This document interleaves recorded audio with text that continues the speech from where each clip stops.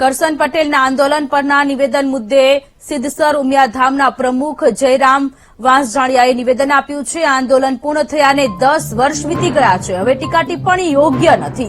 પાટીદાર સમાજમાં લેવા કડવા જેવા કોઈ ભેદ ન હોવાની વાત પણ કરી। પાટીદાર સમાજની 6 મોટી સંસ્થા એક સાથે મળીને કામ કરે છે।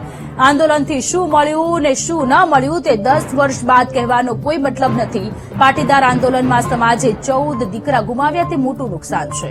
અનામત આંદોલનથી આયોગ મળ્યું તે મોટો ફાયદો છે। હવે ભઈલા આંદોલન પૈતું એને આજ 10 વર્ષ થઈ ગયા, એટલે હવે કોઈ એની ટિપ્પણી કરવી એ મારી દ્રષ્ટિએ કોઈ વ્યાજબી નથી। આંદોલન થયું, પાટીદાર સમાજના 14 દીકરા શહીદ થઈ ગયા। પાટીદાર સમાજની દીકરી હતી મુખ્યમંત્રી તરીકે ઉતરી ગઈ।